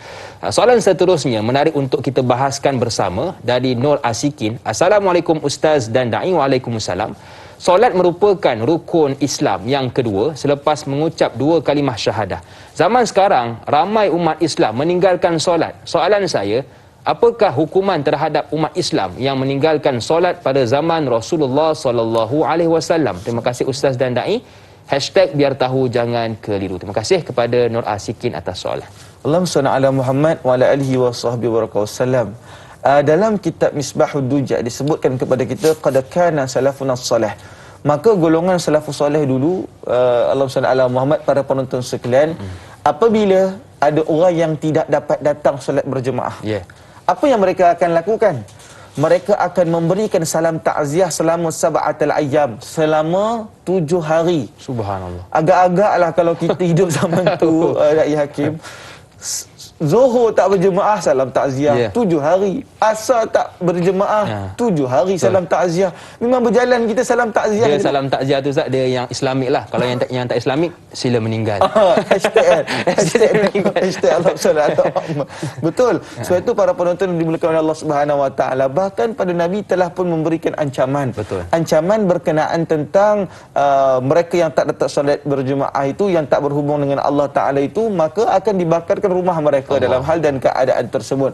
Jadi hukuman-hukuman ini kebanyakannya yang bersifat hukmi, iaitu hukum yang mana memberikan penerangan kepada mereka berkaitan tentang keadaan dan kesilapan mereka. Kalau kita tengok, Nabi lebih banyak mengajar. Nabi mengajar kita berkenaan tentang kalaulah dapat tangkap orang zina, Allahumma salli ala Muhammad, ada undang-undang dia. Soalan dia, Allahumma salli ala Muhammad, bagaimana praktikalnya? Adakah Nabi lebih banyak mengajar sebenarnya daripada memperkuat kuasakan undang-undang yang ada. Kalaulah kita kata undang-undang Islam dalam jenayat, kita ada 7 kriteria tersebut. Yang pertama berzina, yang kedua qazaf, iaitu menuduh seseorang itu melakukan perzinaan, yang ketiga minum arak, keempat dalam keadaan mencuri, kelima dia merompak menyamun, enam merontak, dan ketujuh dia murtad. Saya nak bagi tahu 7 perkara tersebut tak semuanya secara praktikalitinya berlaku pada zaman Nabi dan Nabi menjatuhkan hukuman. Tapi Nabi mengajar. Betul. Nabi bagi tahu. Sebab itu Allahumma salli ala Muhammad, dalam hal dan keadaan itu Nabi tetap akan terus mendidik. Nabi tetap akan terus memberikan hukuman-hukuman yang berbentuk nasihat, hukuman-hukuman yang berbentuk Allahumma salli ala Muhammad, tarbiyah dan didikan, dan ianya adalah merupakan cara Nabi sallallahu alaihi wasallam. Dan kalau ianya ditakdirkan atas hukuman itu akan tetap terjalan. Sebab hukum ni penting, tuan-tuan. Saya nak beritahu Allahumma salli ala Muhammad. Kalau contohlah hukum dalam undang-undang Islam, Allahumma salli ala Muhammad, bagi nak mengelakkan kecurian yang berlaku ataupun rompakan yang berlaku, Allahumma salli ala Muhammad. Dalam Islam ni, para penonton yang dimuliakan oleh Allah, kita ada banyak hal. Contoh, dalam isu banjir kemarin, ada pasaraya yang dipecah masuk, Allahumma salli ala Muhammad, sebab nak dapatkan makanan dan sebagainya. Betul. Tapi tiba-tiba viral lah, dia yang kata angkat microwave pula. Hebat. yang paling kita takut, dia angkat cashier. Cashier dia angkat letak kat rumah dia, kan. Tapi Masya Allah, bagusnya. Saya cuma nak bagi tahu, kalau keadaan tersebut memang takkan berlakunya undang-undang potong tangan dan sebagainya. Allahumma salli ala Muhammad. Kenapa? Jangan takut, rumah kita akan selamat. Hari ini banyak tak selamat. Semua orang beli CCTV. Para penonton dimuliakan Allah Taala, tak cukup kat rumah CCTV, dekat kereta letak lagi dashcam. Betul. Sebab apa? Sebab tak rasa selamat. Kalaulah Allahumma salli ala Muhammad dalam keberadaan tersebut, undang-undang yang mengerikan, saya tak nak buat salah Ustaz. Kalau tak, nanti dalam hukuman tersebut Allahumma salli ala Muhammad akan terhukum.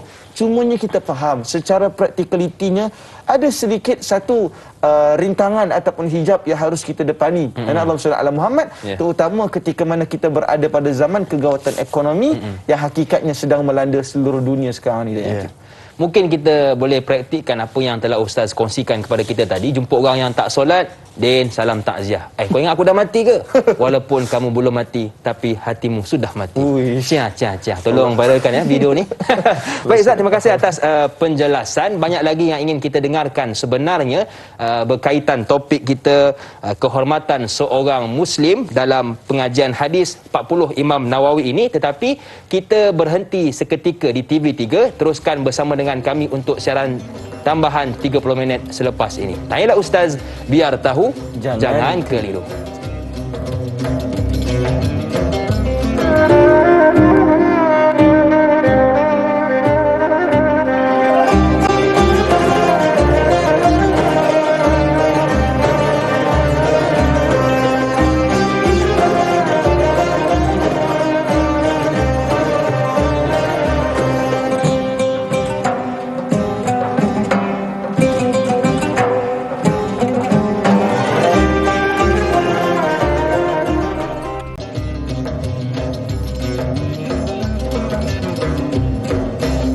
Berarak jauh awan gemawan dari utara ke selatan. Selamat pagi wahai kawan, jangan lupa makan sarapan. Terima kasih kepada anda yang masih lagi sudi bersama dengan kami dalam Tanyalah Ustaz, biar tahu jangan keliru. Dan kepada anda yang mungkin baru bersama dengan kami, kita membicarakan tentang kehormatan seorang Muslim bersama dengan guru kita Ustaz Ahmad Fuad Muhammad Mukhtar. Baiklah, kita nak terus menaikkan soalan, dan kali ini dari sahabat kita Muhammad Izzuddin bertanya. Assalamualaikum Ustaz Ahmad Fuad, Da'i Hakim. Waalaikumsalam. Zakat merupakan rukun Islam yang ketiga. selepas mengucap 2 kalimah syahadah dan mendirikan solat. Apakah hukum bagi orang yang enggan mengeluarkan zakat disebabkan bakhil dan kedekut? Mohon pencerahan Ustaz. Terima kasih. Terima kasih juga kepada Muhammad Izzuddin atas soalan. Silakan Ustaz. Sallallahu Muhammad wa ala alihi wa sahbihi wa baraka wasallam. Bila cakap tentang bakhil dan kedekut ni, Allah Subhanahu Muhammad, yang peliknya kita mesti teringat apa haji bakhil kan. Ya, betul, penangan. Kesian orang pergi haji kan. Kalau dia kedekut je, hang jangan jadi haji bakhil. Allah Subhanahu Muhammad. Wa na'udzubika minal jubni wal bukhl. Mudah-mudahan Allah Taala menjauhkan kita daripada sifat rasa pengecut dalam mempertahankan agama dan juga orang yang bakhil dalam agama ini. Para penonton yang dimuliakan oleh Allah. Adapun pada hakikatnya, kalau kita melihatkan kepada sejarah umat Islam, banyak sebenarnya setelah mana kematian pemergian Nabi sallallahu alaihi wasallam itu, ramai orang sudah mula ada yang tak nak bayar zakat. Ada juga yang mula mengaku bahawa mereka itu adalah sebahagian daripada nabi-nabi yang baharu. Dan kesemua itu telah pun diisytiharkan perang. Dan perang yang berlaku waktu itu, para penonton sekalian, adalah perang nyata, ya, bukan perang hukmi, bermaksud perang nyata. Apabila para sahabat Amirul Mukminin turun dalam medan peperangan dan minta kepada semua pembantu-pembantunya untuk pergi dalam keadaan minta kembali duit zakat. Sebab zakat ni, para penonton dimiliki oleh Allah, kalau tak dibayar bermaksud orang itu sedang mencuri harta orang miskin, ya. Allah Subhanahu Muhammad. Dan apabila berlakunya kecurian, dalam pendapatan kita ada hak orang lain. Kalau kita tak bagi, kita mencuri. Bukan semua duit kita. Allah Subhanahu Muhammad. Itulah konsep rezeki, para penonton yang dimuliakan oleh Allah Subhanahu Wa Taala. Dan dalam hal keadaan tersebut, para penonton yang dimuliakan oleh Allah Subhanahu Wa Taala, mereka akan terhukum dan faqad kafar. Dan mereka itu termasuk di kalangan yang disebutkan oleh para ulama-ulama mazhab, mereka akan dihukum oleh Allah Subhanahu Wa Taala. Termasuklah darah mereka itu diizinkan untuk diturunkan, tetapi kena faham dulu, ianya adalah apa-apa keadaan penyatuan yang berlaku pada saat ketika pada hari ini. Itu adalah berlaku pada zaman Nabi kerana undang-undang Islam sedang tertegak. Sedang tertegak, para penonton dimulakan oleh Allah. Hari ini, kalau mana-mana orang yang tak bayar zakat, Allah Subhanahu Muhammad, pada hakikatnya kita tidak ada apa-apa enigmen untuk paksa dia keluar. Allah Subhanahu Muhammad. Kalaulah kata kita ada pilihan di antara lembaga hasil dalam negeri LHDN kan, yang ada akta yang mungkin akan minta kepada dia untuk pergi bayar, itu LHDN, Allah Subhanahu Muhammad. Tapi kalau zakat ni, ada orang langsung tak bayar, dah kerja 30 tahun. Saya nak bagi tahu bang, kalau abang bayar lembaga hasil dalam negeri, zakat masih tetap wajib bayar bang. Allah Subhanahu Muhammad. Lembaga hasil tanda taat kepada pemerintah, manakala lembaga zakat tanda taat kepada yang memerintah, Allah Subhanahu Wa Taala. Kena faham tu, Allah Subhanahu Muhammad. Sebab itu para penonton yang dimuliakan oleh Allah, jadi dua hubung kait ini adalah dua kaitan yang sangat dahsyat. Sebab itu tak ada perkara lain yang mesti anda fahami bahawa zakat ni kalau tak bayar zaman Nabi, hukuman dia berat macam saya sebutkan pada awal tadi. Tetapi pada akhir ini, kalau kita tak membayar zakat, tuntutannya sangat membahayakan kita, kerana kita adalah merupakan pencuri ke atas rezeki yang Allah Ta'ala takdirkan dalam hidup kita. Orang tak bayar zakat ni, hidupnya memang tak tenang, Da'i Hakim. Contoh macam Da'i Hakim, setahun memang kalau tak 5 angka, 6 angka dia bayar zakat. 7 angka. 7 angka. Allah Sallallahu Muhammad. 7 angka. Itulah Da'i Barakallah. Sebab itu tengok dia tenang je. Dia tak pantun 2 saat je ID datang. Allah Sallallahu Muhammad, sebab dia tenang. Allah Sallallahu Muhammad. Okey, baik, terima kasih kepada ustaz kita. Baik, kita ada seorang pemanggil di talian. Assalamualaikum. Siapa di sana? Assalamualaikum. Waalaikumsalam warahmatullahi wabarakatuh. Da'i Hakim dan juga Ustaz Ahmad Fuad Mokhtar. Saya Umar Abdul Wajid dari Felda Cini Timur 3, Pekan Pahang. Assalamualaikum Ustaz dan Da'i. Waalaikumsalam warahmatullahi wabarakatuh. Soalan saya begini Ustaz, dalam kita akan menyambut bulan Ramadan tak lama lagi Ustaz, ya. Soalan saya begini, apabila ada segelintir masyarakat kita, ya, apabila bulan puasa ni, dia kadang-kadang dia suka tidur kat masjid dah pukul 2, pukul 3 tu. Jadi perkara yang ini dia anggap tak berapa baiklah bagi saya, Ustaz. Kadang-kadang orang bukan Islam kata inilah punca orang Islam. Orang bukan Islam kata inilah punca orang Islam. Tak boleh maju, dia kerja hanya 11 bulan setahun. Kadang-kadang orang agama lain dia kerja 12 bulan setahun. Jadi pandangan sinis masyarakat bukan Islam ini kepada umat Islam kerana tak larat nak buat kerja bulan puasa. Soalan saya, apakah ini boleh kita anggapkan sebagai satu penghinaan ke kehormatan kita di mana kerana kita dianggap sebagai orang yang bulan puasa tak boleh buat kerja langsung? Apa pandangan Ustaz dan Islam di segi sudut pandangan sebegini rupa ni? Itu soalan saya Ustaz, dan nak ni senyum nampak gigi. Terima kasih. Ada rezeki jumpa lagi. Terima kasih banyak. Assalamualaikum. Terima kasih kepada Tuan Omar Abdul Majid dari Pekan Pahang yang sudi bertanyakan soalan kepada kita. Betul Ustaz, ialah bila bulan Ramadan ni kadang-kadang kita letih, kita tidur. Kadang-kadang ada orang tidur pagi sampai petang. Bila terjaga, sekejap je rasa masanya Jadi bagaimana Ustaz? Saya rasa Da'i Hakim ni dah kumpul banyak pengikut pantun. Saya rasa saya dah pengaruh mereka. Sebab saya banyak kalau kuliah kat masjid pun, bila orang saya nak balik, Ustaz senyum nampak gigi, jumpa lagi Ustaz. Saya kata ini semua mesti mereka yang menonton dan mengikuti Da'i Hakim Allah SWT Muhammad.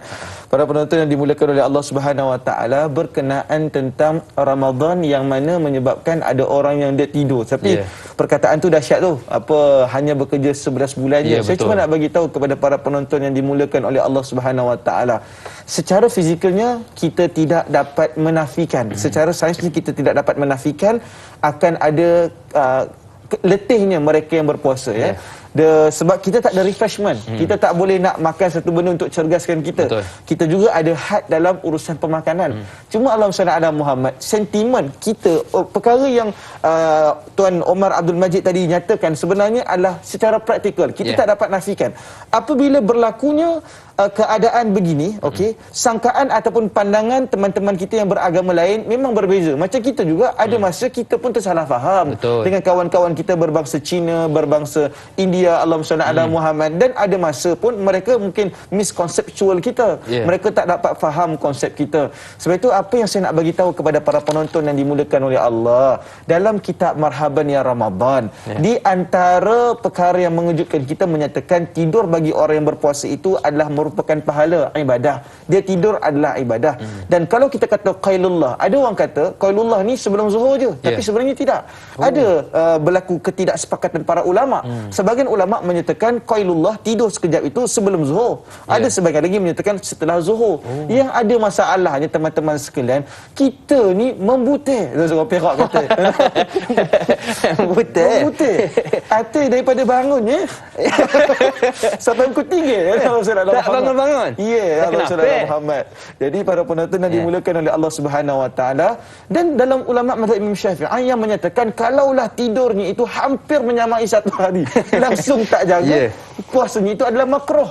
Dan makruh akan memberi kesan kepada hukumnya para penonton yang dimuliakan oleh Allah. Cara dia begini, kita orang Islam, banyak orang tak faham konsep kita Allah SWT Muhammad. Jadi waktu kita present Islam, jangan tunjuk depan orang. Kita letih, jangan tunjuk depan orang yang bukan Islam. Nanti orang tak faham. Masalah miskonseptual kawan-kawan yang bukan Islam terhadap Islam ni berlaku memang selalu, termasuk zaman Nabi. Orang tersilap faham bahawa orang Islam tu tak boleh berjalan tawaf sebab orang Islam tu lemah. Jadi Nabi nak hilangkan kefahaman itu, Nabi tunjukkan ketiak dalam keadaan menunjukkan tubuh dan badan orang Islam ketika mana berlakunya tawaf dan ramal. Nabi suruh ramal, iaitu lari anak-anak kecil pada 3 pusingan pertama untuk betulkan sangkaan kawan-kawan yang bukan Islam supaya mereka tahu kita ni kuat. Nampak tak betapa Nabi ni juga menjaga air muka, menjaga sangkaan, menjaga zon. Masalah kita hari ni ada isu tak pandai jaga. Kita tak pandai jaga cara pandang orang lain kepada kita. Tak pandai jaga persepsi. Sebab itu penting untuk kita. Selain daripada kita menang perang, kita perlu menang persepsi. Kerana Allah SWT Muhammad, yang paling penting kalau kita sebut berkenaan tentang persepsi, persepsi itu adalah kuasa politik. Kuasa politik juga adalah persepsi. Nabi sangat menjaga kuasa pemerintahannya, Nabi juga sangat menjaga persepsi. Sebab itu kalau kita faham prinsip Nabi, kita akan kelihatan baik dan sesungguhnya baik. Allah SWT Muhammad. Dan ianya adalah merupakan perkara yang sangat penting dalam kehidupan kita. Kena faham tu dan kena hadamkan supaya kita dapat berada dalam keadaan yang diberkati Allah. Kurangkan kontroversi, tingkatkan prestasi. Baiklah, kita nak berehat seketika. Jangan ke mana-mana, kembali selepas ini.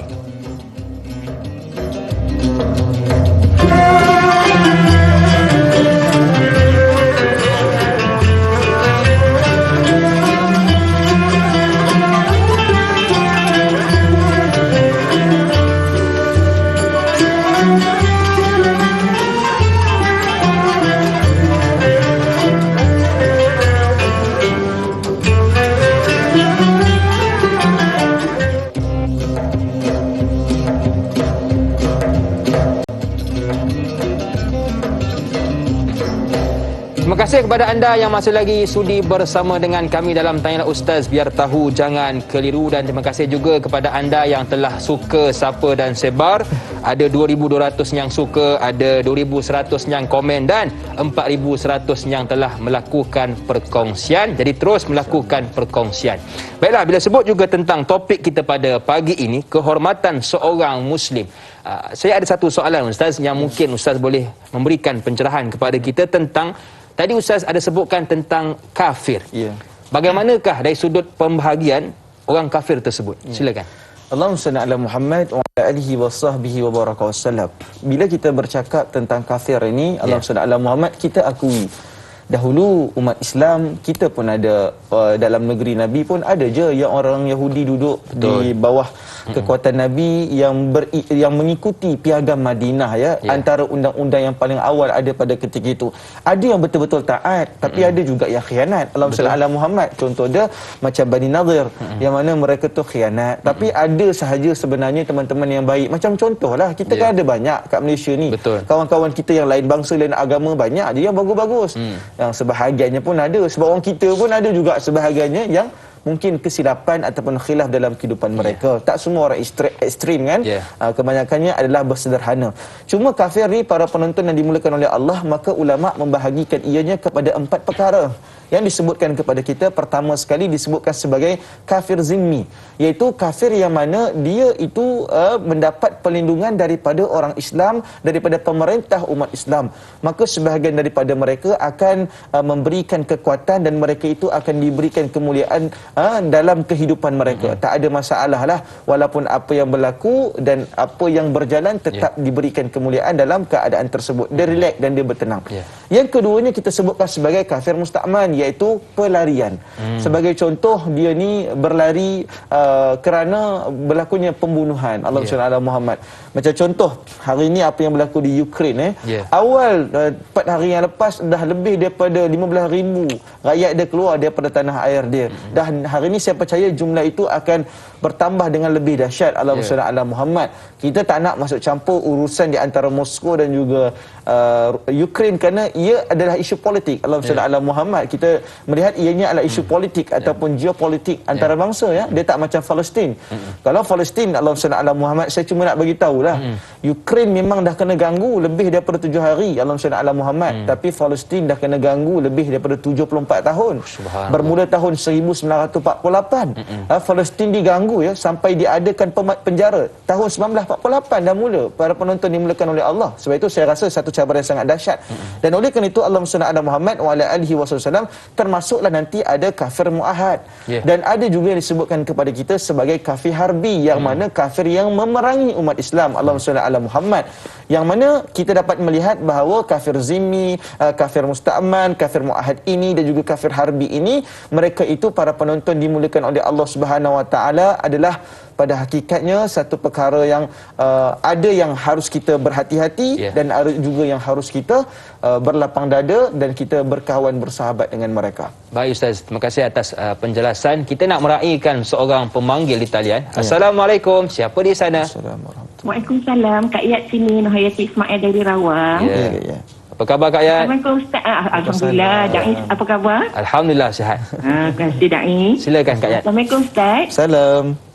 Kak Yat nak tanya, Kak Yat nak minta pandangan Ustaz. Dalam Islam kita tidak dilarang untuk mengumpul harta. Dan kadang kita kumpul harta ni Ustaz, kita sikit-sikit nak teringin nak pelancong dan nak belilah apa yang barang kita suka. Adakah itu dikira kita macam terlalu cintakan dunia? Dan kadang kita duit tu juga kita kadang kumpul niat kita nak pergi umrah, tapi tadi Ustaz ada sebut haji tidak berapa diutamakan berbanding solat dan zakat. Jadi Kak Yat nak tanya, kadang kita masyarakat kita faham zakat tu untuk menyucikan harta. Jadi adakah zakat juga untuk menyucikan jiwa sebenarnya Ustaz? Itu saya ada soalan Kak Yat. Ustaz, Kak Yat nak tanya itulah, adakah kita dikira mencintai dunia bila kita mengumpul harta tu Ustaz? Terima kasih Ustaz. Assalamualaikum. Waalaikumsalam. Waalaikumsalam warahmatullahi wabarakatuh. Terima kasih kepada Kak Yat. Saya fikir 2 soalan. Yang pertama, adakah kita dikira sebagai cintakan dunia? Yang kedua, adakah zakat ini mampu menyucikan jiwa kita juga? Baik, Allahumma salli ala Muhammad. Perkara pertama yang kita tuntaskan, memang dalam hadis ni, hadis yang kita bahaskan ini, dia tak masuk berkenaan tentang Ramadan dan juga haji. Kerana kalaulah mereka yang tak buat, saya ulang semula ya, kalau mereka tak berpuasa dan tidak melaksanakan hukum haji, maka tak ada apa-apa enakmen ataupun uduan yang kata darah mereka halal. Okey. Cuma dalam mazhab Al-Imam Syafi'i, cukup wajib satu orang itu haji ataupun cukup seorang itu wajib padanya satu umrah. Kalau dia tak boleh buat haji, dia boleh pergi buat umrah. Allahumma salli ala Muhammad. Dan haji ni pun memadai satu kali. Allahumma salli ala Muhammad. Dia kalau kita pergi 2 kali, dia tak jadi hajjain. Allahumma salli ala Muhammad. Dia tak jadi kita ni dapat gelaran 2 kali ataupun nama lain. Tapi Allahumma salli ala Muhammad dan sebagai ulama mengatakan daripada kita membelanjakan Allahumma salli ala Muhammad untuk proses itu, harus juga untuk kita bantu orang yang lebih sukar. Betul. Cuma soalannya Ustaz, saya ni nak kumpul belanja dalam kehidupan saya, boleh ke tak boleh? Apalah, bolehlah, harus hukum dia. Sebab jika tidak, Allahumma salli ala Muhammad, Sayyidina Uthman ibn Affan dah meninggal dunia, telaganya masih ada lagi. Allahumma salli ala Muhammad. Begitu juga Abdul Rahman ibn Auf pun ada lagi. Siapa lagi? Sayyidatina Aisyah radhiyallahu anha, tanahnya pun masih ada lagi. Kalau kita tengok tanah yang ada kat Masjid Nabawi tu, itu tanah isteri-isteri Nabi, Masya Allah tabarakallah, yang mana mereka ada sebagainya pula wakafkan, hidupkan untuk membangunkan segala-galanya di Masjidil Haram tu. Jadi di Masjid Nabawi, Allahumma salli ala Muhammad. Di Masjidil Haram juga, di persekitaran itu, Allahumma salli ala Muhammad, adalah rumah para sahabat, yang mana mereka memang ada kekayaan yang amat dahsyat. Kita ada banyak orang Islam yang kaya raya, tak salah kumpul harta. Yang salah tu teman-teman dimulakan oleh Allah Ta'ala adalah apabila dia kumpul harta sampai matanya buta. Itu salah. Tapi kalau dia kumpul harta, maka ianya adalah perkara yang diharuskan. Umat Islam sukakan kepada kekayaan, sebab kita mesti pegang dunia. Kenapa kita diremehkan hari ini? Sebab kita tidak ada kekuatan ekonomi. Kita tak ada kekuatan ekonomi, kita tidak ada dasar dan prinsip yang jelas, kita juga tidak ada kekuatan militer yang tuntas. Jadi hari ini kita agak diperkecilkan, dan buktinya kita melihat ada beberapa double standard yang berlaku ketika mana perang Israel dan juga Palestin. Israel tidak diberikan tekanan sebesar mana tekanan yang diberikan dalam perang antara Rusia dan juga Ukraine. Sebab itu para penonton dimulakan oleh Allah, kita mesti faham supaya pemahaman itu bawa kepada jalan yang jelas dalam agama ini. Kumpul duit tidak salah andai seiring syariah. Suram bertukar indah untuk kehidupan yang lebih indah. Baik Ustaz, terima kasih atas pencerahan soalan yang diajukan oleh Kak Iyad tadi. Mudah-mudahan kita hari ini letakkan dunia hanya di tangan Ustaz supaya kita tidak letakkan di hati kita. Soalan yang menarik juga untuk kita bahaskan dari sahabat kita, Zuhara bertanya, Assalamualaikum Ustaz dan Da'i. Waalaikumsalam. Apabila seseorang itu diwajibkan ke atasnya membayar zakat ketika dia masih hidup, namun dia tidak membayarnya, adakah warisnya harus membayar zakat untuknya selepas dia meninggal dunia? Mohon pencerahan Ustaz. #biar tahu jangan keliru. Terima kasih kepada Zuhara atas soalan. Allahumma salli ala Muhammad wa ala alihi wasallam. Dalam bab orang yang dah meninggal dunia, para penonton dimulakan oleh Allah, bila satu orang itu meninggal dunia, maka hartanya perlu difaraidkan. Dan ya Hakim, kita kena faham ya, paling awal, katalah paling awal boleh settle lebih kurang 6 bulan waktu itu. Bermaksud kalau dah dalam tempoh 6 bulan baru ditinggalkan pula, dia tak boleh untuk bebas lebih kurang dalam 4 bulan dan beberapa hari. Allahumma salli ala Muhammad, kan dalam iddah kan. Jadi kita akan tengok ada banyak isu sumber pendapatan untuk mereka teruskan kehidupan. Cuma para penonton dimulakan oleh Allah, dia sebenarnya macam ni. Katalah seorang tu meninggal, kita ni sebagai waris, sebenarnya duit tu kena dibekukan sementara. Pertama, atas kiraan Allahumma salli ala Muhammad, zakat. Yang kedua, atas kiraan hutang. Dan yang ketiga, atas kiraan nafkah. Jadi sebab itu Allahumma salli ala Muhammad wa ala alihi wasallam. Jadi sebab itu para waris, Allahumma salli ala Muhammad, kita dalam keadaan tersebut perlulah menyelesaikan hutang-hutang yang walaupun dalam keadaan kita tahu dia ada banyak lagi. Mungkin dia dah pergi meninggalkan dunia, Allahumma salli ala Muhammad, dan dia dah cukup dalam keadaan tempoh, tapi kita kena pastikan pendapatan itu cukup tempoh lah. Dalam keadaan tersebut cukup tempohnya, cukup syaratnya, maka kita keluarkan. Ustaz ni ada lebih sikit, Allahumma salli ala Muhammad. Sebab itu hari ni KWSP pun kan KWSP dah ada buat satu skim Islamic skim kan, yang mana skim tersebut dia dah zakat dah awal-awal, Allahumma salli ala Muhammad kan. Baru-baru ni keuntungan kita jauh lebih tinggi berbanding tahun yang lepas untuk KWSP, alhamdulillah kan. Cuma Allahumma salli ala Muhammad pun daripada buat skim Islam. Sebab itu kita pun tak tahu nanti boleh keluar ke tak boleh keluar. Bila mana kita dah tua tetapi dah siap dipotong-potong awal. Macam tu juga tabung haji. Mereka siap zakatkan awal-awal supaya Allah Ta'ala memberikan keberkatan. Oleh kerana itu para waris, kalau belum selesai lagi, ada duit lebih, masih lagi belum diselesaikan apa-apa keperluan yang penting, selesaikan dulu. Ada hutang, ada duit dia tinggal, dia kata nak bayar zakat ni Ustaz, tapi dia tak sempat nak bayar, dia dah meninggal. Ambil duit zakat tu, pergi bayar. Dan tolong bayar zakat kepada tempat jabatan agama yang kita duduk, tempat negeri yang kita cari rezeki. Jangan pergi keluar. Allahumma salli ala Muhammad. Di Kuala Lumpur, di Selangor, kita fokus kat sini dulu. Allahumma salli ala Muhammad. Kita kat sini, kita orang yang duduk di sini terlalu ramai. Jadi keadaan asnaf tu terlalu ramai ya. Kita akui negeri-negeri pun ramai juga, tapi tak sama dalam keadaan dua negeri utama ni. Jadi oleh kerana itu para penonton dimuliakan oleh Allah Ta'ala, serahkanlah kepada jabatan agama dan tolong bantu orang yang dah meninggal dunia untuk kita uruskan harta dia dengan adil dan amanah. Ya, jadi antara aspek yang perlu kita lihat, yang pertama zakatnya, hutangnya, juga nafkahnya, supaya kita punya keluarga yang sudah meninggalkan kita tenang di sana. Baiklah, kita pun sudah berada di penghujung rancangan Tanyalah Ustaz, biar tahu jangan keliru. Mungkin Ustaz ada sedikit doa ringkas sebagai penutup program kita pagi ini. A'udzubillahi minasyaitonirrajim. Bismillahirrahmanirrahim. Alhamdulillahi rabbil alamin, wassalatu wassalamu ala asyrafil anbiya'i wal mursalin. Allahumma barik lana fi Rajab wa Sya'ban wa balighna ila Ramadan. Allahumma ja'alna minal ahli lailatul qadar fi hadhihi sanah ya Allah. Allahumma tsabbit aqidatana bil aqidah ahli sunnah wal jamaah. Allahumma ja'alna hawaijana hajatan maqbulatan wa la taj'alna hawaijana hajatan mardudatan. Subhana rabbika rabbil izzati amma yasifun. Wassalamu alal mursalin walhamdulillahi rabbil alamin. Amin amin ya rabbal alamin. Terima kasih kepada guru kita yang sudi berkongsi ilmu dengan kita semua pada pagi ini, dan kepada anda keluarga besar Tanyalah Ustaz, teruskan menonton Tanyalah Ustaz pada esok pagi bersama dengan sahabat saya Da'i Hadari dengan topik fake bully bersama dengan bintang ilmuwan kita Ustaz Ahmad Fawaz Fazil. Seperti biasa bermula 6.30 pagi hinggalah 8.30 pagi. Akhir kata, cantik teluk pantainya landai, tambat perahu oleh kekanda. Biar buruk kain dipakai, asalkan ilmu penuh di dada. Saya Da'i Hakim, senyum nampak gigi. Ada rezeki, jumpa lagi. Assalamualaikum warahmatullahi wabarakatuh.